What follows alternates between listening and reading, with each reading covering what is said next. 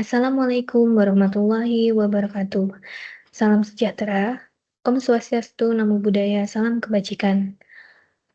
Pada kesempatan kali ini, saya akan menyampaikan laporan kritik tugas akhir atas perbandingan metodologi penelitian regresi linear berganda dan SEM-PLS yang disusun untuk memenuhi ujian akhir semester mata kuliah metode penelitian manajemen. Berikut adalah identitas saya sebagai mahasiswa dengan nama Ayunda Hafsah, NIM 2502010218775.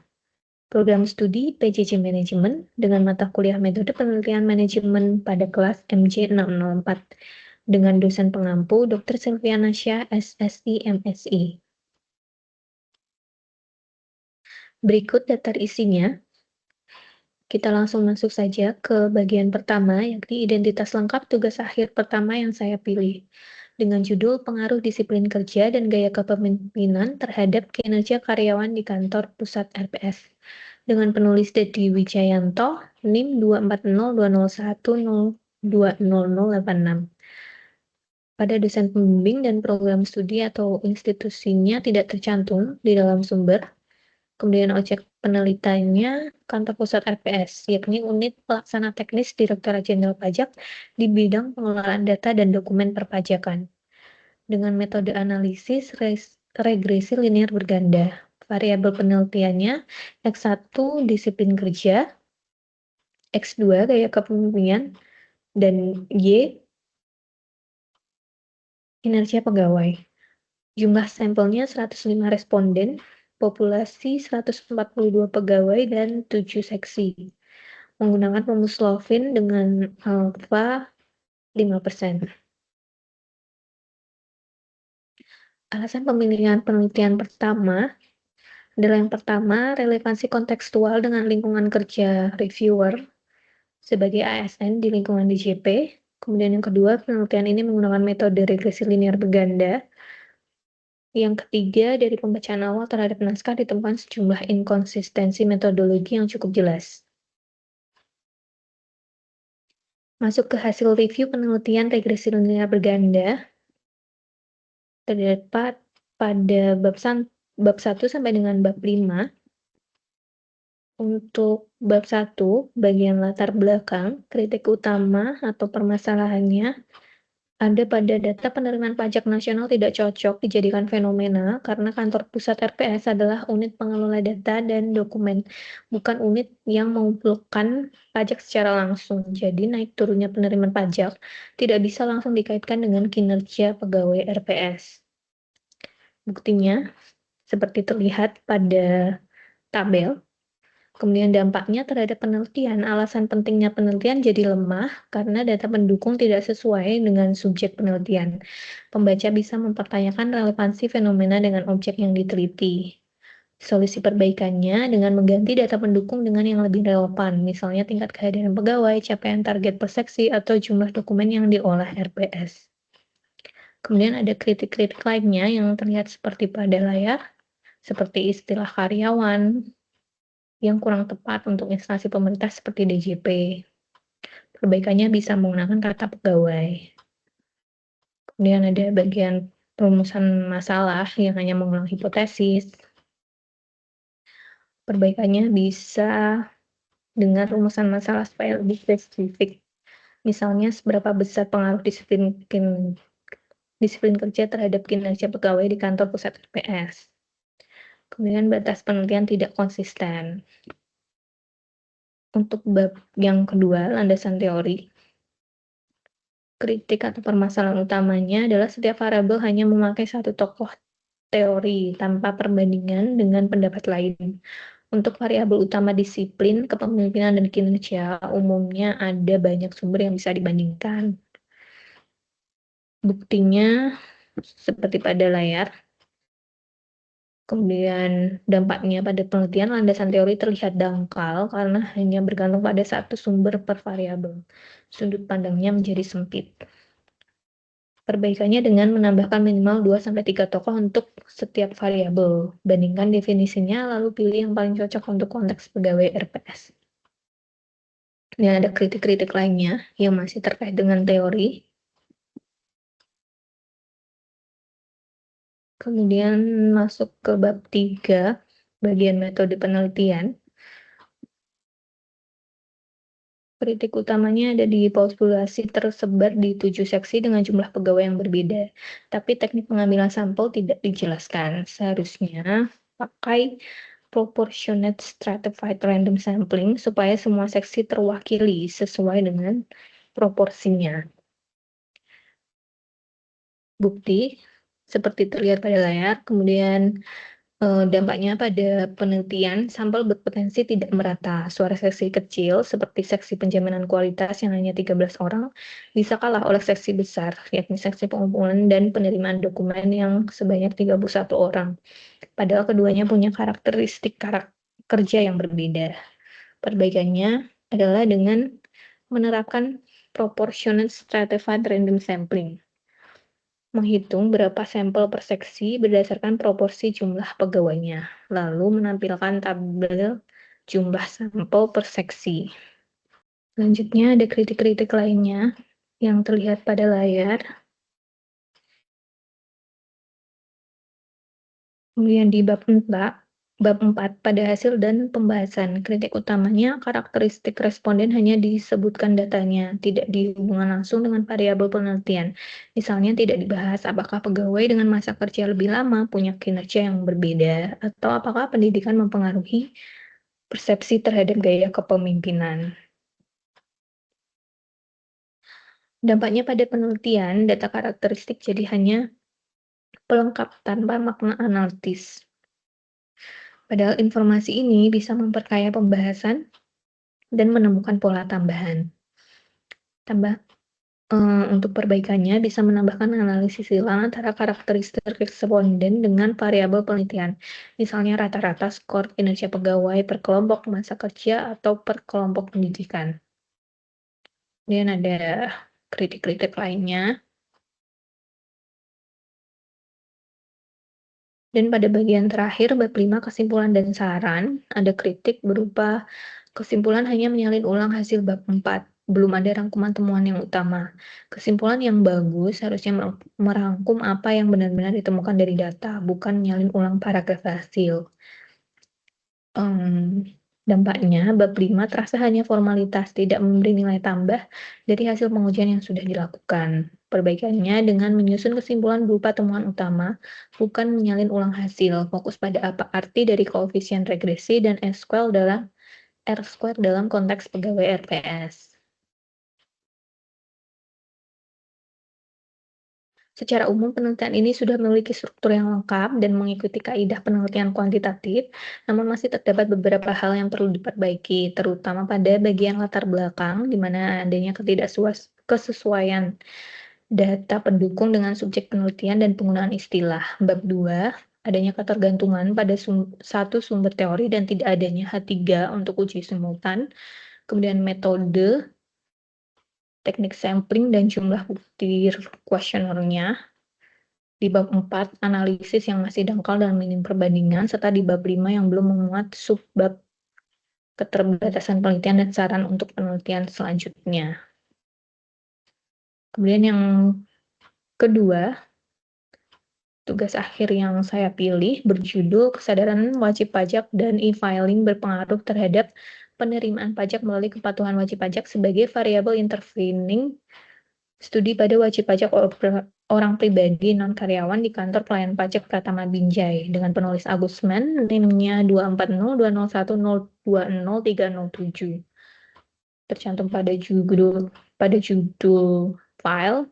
Dosen pembimbingnya Profesor Dr. Luciati Surya Saputra, SEMS. Untuk program studi atau institusinya tidak tercantum, objek penelitiannya wajib pajak orang pribadi non-karyawan di kantor pelayanan pajak KPP Pratama Binjai.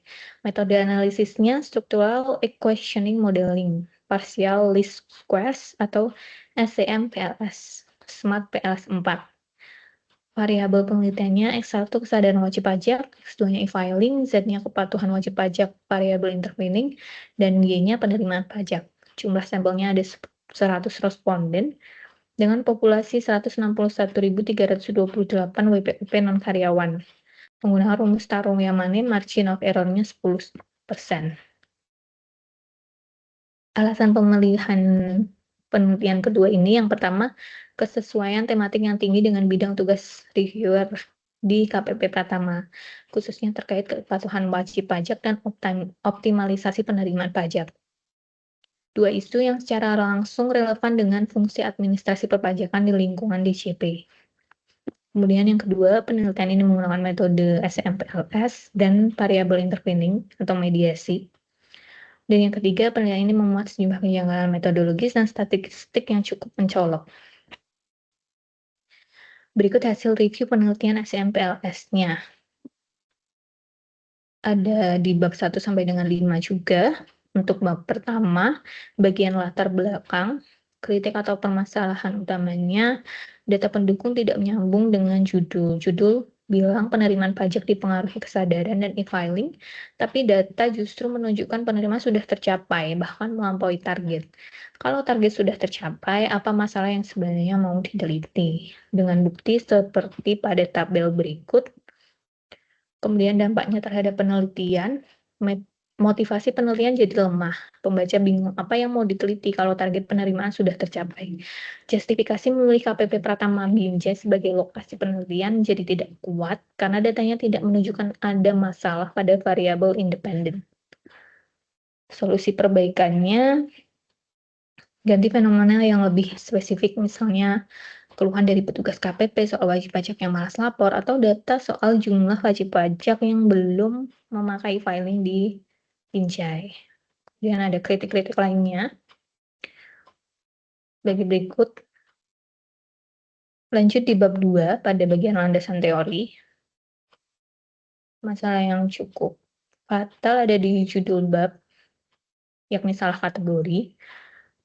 Landasan metode beda arti dengan landasan teori. Judul bab yang salah menurunkan kesan ketelitian penulis sejak awal. Jadi sebaiknya perbaiki judul bab menjadi landasan teori. Kemudian ada kritik di bagian teori lainnya yang intinya sama, menunjukkan penulis kurang teliti membaca sumber aslinya.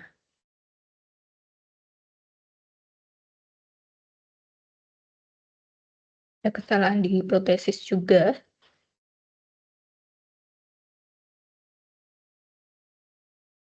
Kemudian masuk di bab 3, metode penelitian.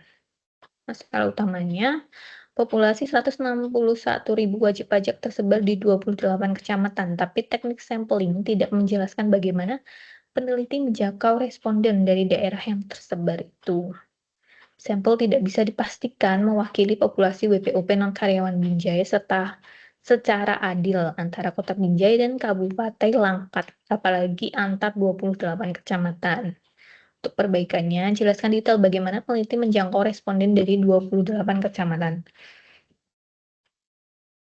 Kalau melalui WA atau melalui WhatsApp atau email, sebutkan sumbernya secara etis, misalnya lewat komunitas UMKM, forum profesi, atau daftar peserta sosialisasi pajak.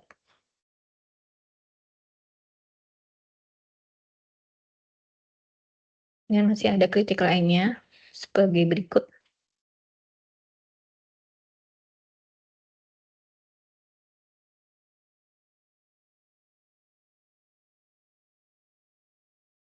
Masuk di bab 4 pada hasil dan pembahasan. Kritik utamanya ada di distribusi usia responden yang jangkal. WPOP non-karyawan umumnya pengusaha atau profesional bebas seperti dokter, notaris, konsultan yang secara realistis dominan di usia 30-50 tahun. Sedangkan responden 47% berusia 17-30 tahun. Sepertinya tidak mewakili karakteristik populasi ini. Buktinya ada di tabel ini. Dampaknya pada penelitian, sampel yang usianya didominasi kelompok muda kemungkinan tidak mewakili WPOP non-karyawan yang sebenarnya.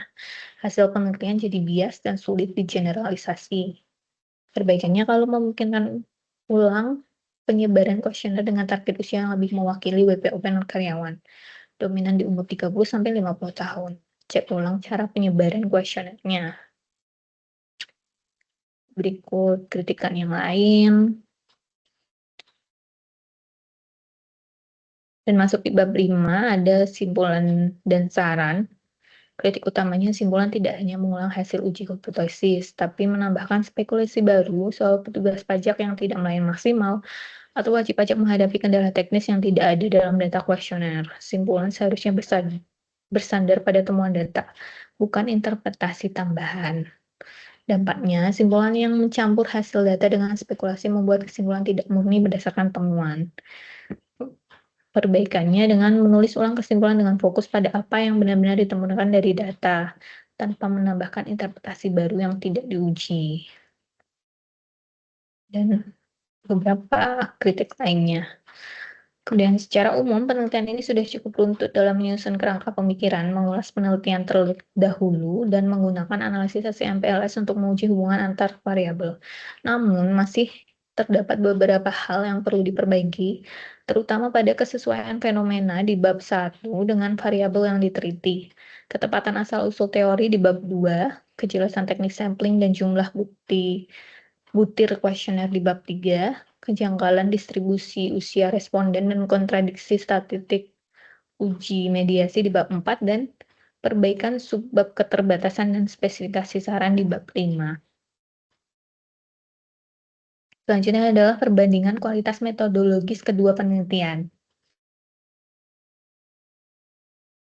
Ada beberapa aspek pembandingnya. Yang pertama, ada aspek pembanding kompleksitas desain. Pada tugas akhir yang pertama, kausal langsung sederhana. Dua variabel bebas terhadap satu variabel terikat tanpa mediasi atau moderasi. Pada tugas akhir 2, kausal berjenjang dengan variabel intervening atau mediasi. Terus kesesuaian fenomena dengan judul. Yang pertama sedikit bermasalah karena data penerimaan pajak nasional dipakai sebagai fenomena, padahal objek penelitian adalah unit pengolahan data, tidak berkaitan langsung dengan penerimaan pajak. Pada tugas akhir 2 juga bermasalah dan lebih fatal. Data justru menunjukkan target penerimaan pajak sudah tercapai atau terlampaui, sehingga secara langsung mengabulkan urgensi dari variabel independen, kesadaran, dan e-filing yang hendak diteliti. Kemudian yang ketiga, konsistensi rumusan masalah. Untuk tugas akhir yang pertama, rumusan masalah hanya mengikuti hipotesis, belum menanyakan besaran pengaruh secara eksplisit. Untuk tugas akhir 2, masalahnya sama, tapi lebih sistemik. Seluruh 7 rumusan masalah dari poin 1 sampai 7 identik strukturnya dengan tujuan penelitian dan hipotesis. Jadi menunjukkan pengolahan berlapis di 3 bagian berbeda. Kedalaman kajian teoris. Pada tugas akhir pertama, setiap variabel hanya memakai satu tokoh. 2 di antaranya dikutip dari sumber sekunder. Untuk tugas akhir kedua, sama-sama mengandalkan satu sumber per indikator variabel. Ditambah kesalahan faktual pada asal-usul teori. Klaim keliru soal pengembang TPB dan periode hidup Haider menunjukkan kelemahan bukan hanya pada keluasan sumber, tapi juga akurasi faktualnya. Kemudian untuk aspek pembanding selanjutnya, kecukupan instrumen butir per indikator. Untuk tugas akhir pertama rata-rata 1 butir per indikator. Untuk tugas akhir yang kedua rata-rata 1 butir per indikator dengan inkonsistensi tambahan. Dan teknik samplingnya, untuk tugas akhir yang pertama populasi 142 pegawai di 7 seksi tanpa penjelasan teknik sampling yang seharusnya menggunakan proportional stratified random sampling. Untuk tugas akhir yang kedua, populasinya 161.000 tersebar di 28 kecamatan. Tekniknya purposive sampling dengan kriteria administrasi yang secara substansi menyerupai convenience sampling. Ditambah isu etika terkait sumber daftar kontak, WhatsApp atau email dari data internal KPP. Kemudian Aspek kelengkapan uji statistiknya. Uji Glaser dijanjikan di bab 3 namun tidak ditampilkan hasilnya di bab 4. Jadi ada inkonsistensi prosedural sederhana. Untuk di tugas akhir yang kedua, ditemukan pola metrik after model yang secara serentak sempurna dalam tanda kutip, yang secara statistik janggal. Dua metode chi-square yang tumpang tindih. Satu di antaranya sudah tidak direkomendasikan di Smart PLS 4. Serta HTMT mendekati ambang batas 0,9 yang mengindikasi tumpang tindih konstruk, kompleksitas, dan jumlah anomali statistik jauh lebih tinggi. Kemudian ada aspek konsistensi logis hasil hipotesis. Tidak ditemukan pada tugas akhir pertama, tidak ditemukan kontradiksi logis pada hasil uji hipotesis H1 dan H2 diterima konsisten dengan pembahasan. Namun H3 untuk uji simultan tidak pernah dirumuskan di bab 2 meski dipakai di bab 4. Untuk di tugas akhir kedua ditemukan kontradiksi logis signifikan H1 dan H2. Pengaruh langsung X terhadap Y ditolak, namun H3, H4, H5 jalur menuju Y diterima. Hipotesis mediasi H6 dan H7 yang secara logis seharusnya terkonfirmasi sebagai full mediation justru ikut ditolak tanpa penjelasan dari peneliti. Dan aspek koherensi fenomena bab 1 versus temuan bab 4.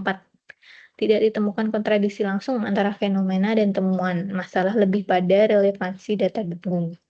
Di tugas akhir yang kedua ditemukan kontradiksi eksplisit. Fenomena bab 1 menyatakan kepatuhan rendah dan fluktuatif pada rasio 45-64%, tetapi rata-rata jawaban responden di bab 4 menunjukkan kepatuhan sangat tinggi, 4,68 dari skala 5. Indikasi kuat responden yang dijaring tidak mewakili populasi bermasalah yang dideskripsikan di latar belakang. Dengan aspek kelengkapan bab 5 atau kesimpulan, pada tugas akhir yang pertama, tidak memuat subbab keterbatasan penelitian maupun saran untuk penelitian selanjutnya. Kesimpulan yang ulang dari bab 4. Di tugas akhir 4 memuat subbab keterbatasan penelitian, namun isinya belum mencapai keterbatasan substansial atau distribusi usia yang tidak representatif, pola jawaban seragam, dan kontradiksi uji mediasi. Dan ditemukan pula duplikasi antara implikasi manajerial dan saran. Kemudian aspek objektivitas pembahasan. Pembahasan bersifat konfirmasi terhadap teori, minim perbandingan dengan penelitian terdahulu yang hasilnya berbeda arah, meski penelitian pembanding tersebut sudah dikutip di bab 2. Untuk tugas akhir kedua, pembahasan terhadap hipotesis yang ditolak bersandar pada spekulasi tanpa dukungan data primer atau persepsi wajib pajak sistem sering error yang secara metodologis lebih beresiko karena mengklaim penjelasan klausul tanpa bukti empiris pendukung. Berdasarkan 10 aspek pembanding di atas, dapat disimpulkan bahwa kedua penelitian memiliki pola kelemahan struktural yang serupa pada level dasar, yakni ketidaksesuaian fenomena, rumus masalah yang menyalin hipotesis, ketergantungan pada sumber teori tunggal, dan rasio bukti kuesioner 1:1 per indikator. Namun, penelitian kedua, yakni menggunakan metode SMPLS, menunjukkan tingkat risiko metodologis yang lebih tinggi karena kompleksitas desainnya sendiri. Semakin banyak tahapan analisis, seperti uji validasi konvergen, diskriminan, uji mediasi, dan predictive relevance, semakin banyak pula titik yang berpotensi menghasilkan anomali statistik yang tidak dijelaskan. Sebagaimana terlihat pada kontradiksi hasil hipotesis mediasi dan pola metrik alter model yang secara serentak sempurna. Penelitian pertama menggunakan metode regresi, meski lebih sederhana, relatif lebih aman dari kontradiksi logis internal karena jumlah variabel dan jalur pengujiannya yang lebih sedikit. Kelemahannya lebih banyak bersifat prosedural, yakni uji yang dijanjikan tapi tidak dilaksanakan dibanding kontradiksi substansi. Kesimpulan reviewer atau pengujinya, Berdasarkan review menyeluruh terhadap kedua tugas akhir, dapat disimpulkan beberapa hal. Yang pertama, kedua penelitian menunjukkan pola kelemahan yang sama pada tahap perumusan awal. Fenomena yang dibangun di bab 1 tidak sepenuhnya konsisten dengan variabel atau subjek yang diteliti, dan rumusan masalah pada kedua naskah cenderung mengulang hipotesis alih-alih menanyakan besaran pengaruh secara eksplisit. Pola ini mengindikasikan bahwa kelemahan pada tahap perumusan masalah bukan persoalan individual penulis, melainkan kemungkinan mencerminkan kelemahan sistemik dalam pembimbingan atau pemahaman metodologi penelitian kuantitatif di tingkat mahasiswa pada umumnya. Yang kedua, dari segi kedalaman kajian teori, kedua penelitian sama-sama bergantung pada jumlah sumber yang terbatas per variabel. Meskipun tugas akhir 2 menunjukkan resiko tambahan berupa kesalahan faktual pada penjelasan asal-usul teori. Hal ini menunjukkan bahwa kekuasaan literatur review masih menjadi titik lemah yang konsisten pada penilaian mahasiswa tingkat sarjana, terlepas dari metode analisis yang digunakan. Yang ketiga, segi kompleksitas metodologis. Terbukti bahwa SMPLS pada tugas akhir 2 membawa risiko evaluasi yang jauh lebih tinggi dibandingkan regresi linear berganda pada tugas akhir yang pertama. Semakin kompleks model struktural yang diuji, apalagi dengan variabel intervening, semakin besar pula kemungkinan munculnya kontradiksi logis antar hasil hipotesis yang sulit dijelaskan tanpa data pendukung tambahan. Reviewer menilai bahwa pemilihan metode analisis yang kompleks tanpa pengusahaan penuh terhadap konvensi pelaporan dan logika pengujian mediasi justru dapat menurunkan kredibilitas hasil, alih-alih meningkatkan kedalaman analisis. Yang keempat, kedua penelitian sama-sama lemah dalam merumuskan bab 5 yang reflektif, baik dari sisi kejujuran mengakui keterbatasan penelitian maupun kejelasan arah tindak lanjut. Tugas akhir yang pertama sama sekali tidak memuat subbab keterbatasan penelitian, sementara tugas akhir 2 memuatnya namun tidak mencakup keterbatasan substansial yang justru paling krusial.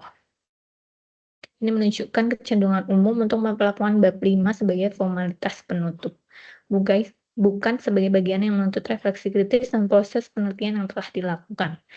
Dan yang terakhir, secara keseluruhan, reviewer menilai tugas akhir yang pertama menggunakan metode regresi memiliki tingkat resiko metodologis yang lebih rendah dan lebih mudah diperbaiki karena sifat kesalahan yang cenderung prosedural dan dapat diselesaikan dengan penambahan data atau penjelasan tanpa mengubah struktur analisis. Sebaliknya, pada tugas akhir 2, SMPLS memiliki resiko yang lebih fundamental, karena sebagian kelemahannya, khususnya kontradiksi hasil hipotesis mediasi dan pola jawaban responden yang tidak wajar, berpotensi mengindikasi masalah pada tahap pengumpulan data itu sendiri yang tidak dapat diperbaiki hanya dengan revisi narasi, melainkan memerlukan pengulangan sebagai proses pengumpulan data. Berikut daftar pustakanya. Sekian yang dapat saya sampaikan. Apabila terdapat kesalahan, saya memohon maaf. Wassalamualaikum warahmatullahi wabarakatuh. Terima kasih.